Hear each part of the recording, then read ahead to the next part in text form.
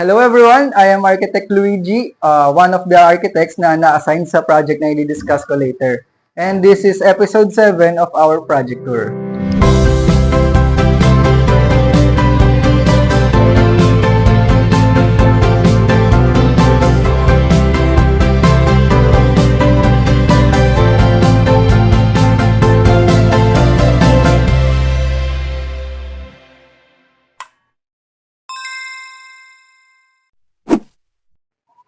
So, para makita nyo yung actual output ng Linea or ng team sa project na to is andun si Engineer Cha para i-discuss sa inyo yung project. I-discuss na sa inyo yung mga spaces and then yung materials na ginamit natin sa condo, kung paano natin napamukha or na-apply na mas mukhang malaki yung area. So, Engineer Cha. Ayun. Thank you, Archie Luigi. Hi, I'm Engineer Charlotte Ronquillo and we are here sa parking space ng condominium ni client. So, tara na pumunta na sa unit kasi nandun na si Archie Ronil. Nag-aayos siya. So, tara.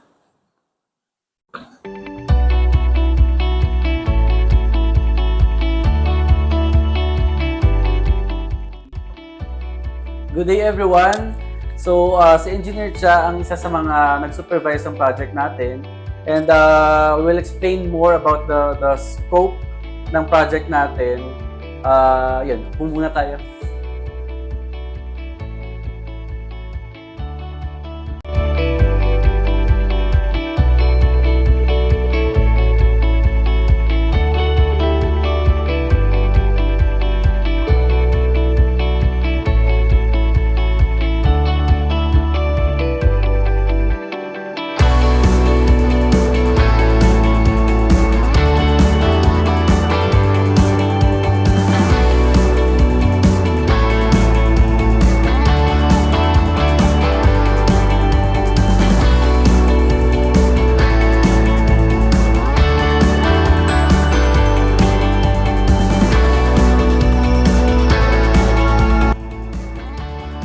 Originally, itong unit na to ay one-bedroom unit, condominium.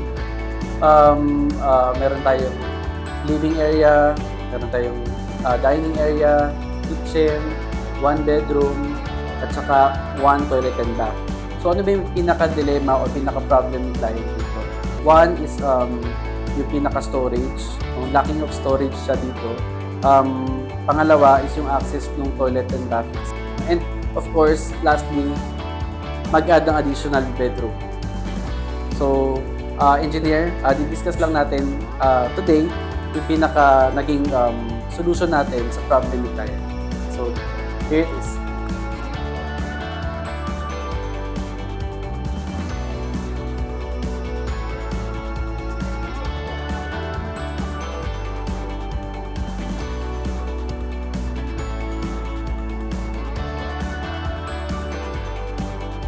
Ayan. Since it is a condominium type na project, Archie Ronil, one of the main goal ng team is to maximize the space.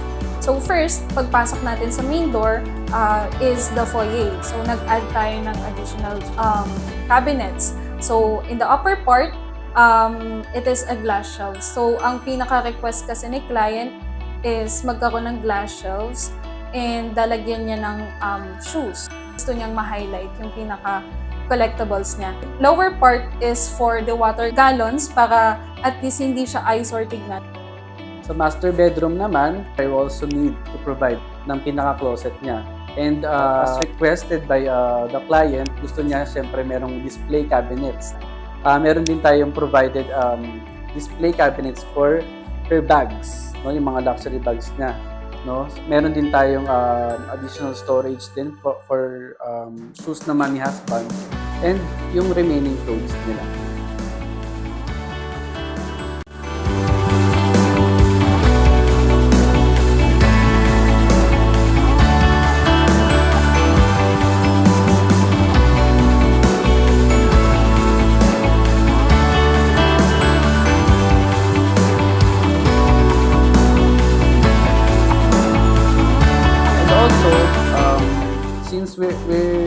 We added bedroom 1, medyo may mga problems tayo when it comes sa ventilation and natural lighting ng master bedroom.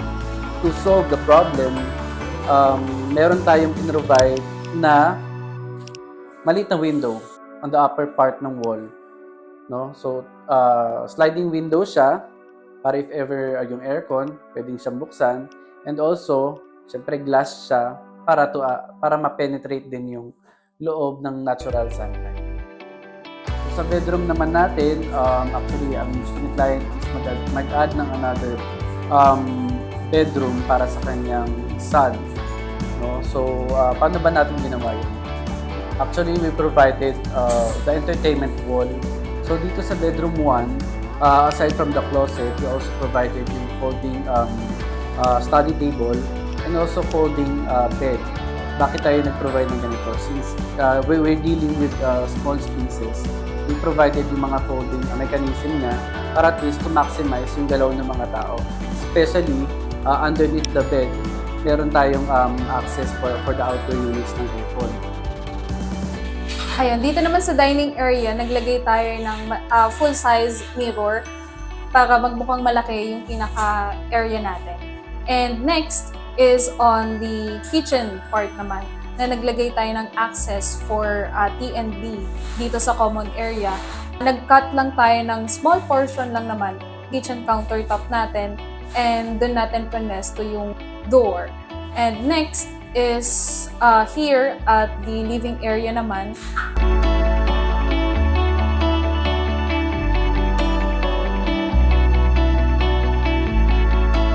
Nag-add tayo ng cabinetries for additional storage and also for the display, the open shelves, and lagayan ng pinaka-TV.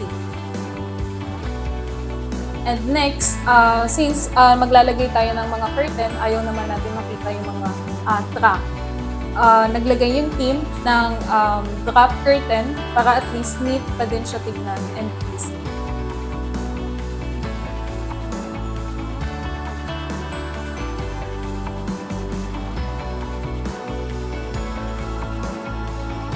Sa dining area, merong request pala si client na gusto nilang ilagay sa design natin, which is yung pinaka wine rack natin. So, yun yung collection ng husband niya, dito natin lalagay. I hope nag-enjoy kayo sa aming project tour dito sa condo. And thank you client para sa trust na binigay niyo sa amin, sa buong team namin.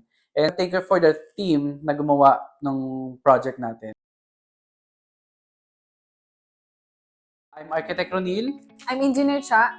Sa Linea Kaya!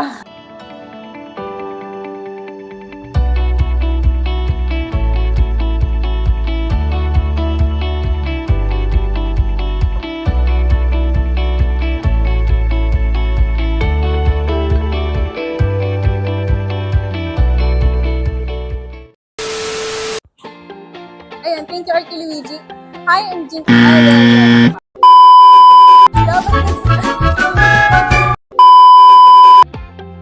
Good day everyone. Andito na naman kasama ko. Good morning, good afternoon, and good evening sa inyong mga manonood namin. Hello, Lineans. Here, kasama ko si Engineer Cha. And nandito kami ngayon sa one of our projects sa isang condominium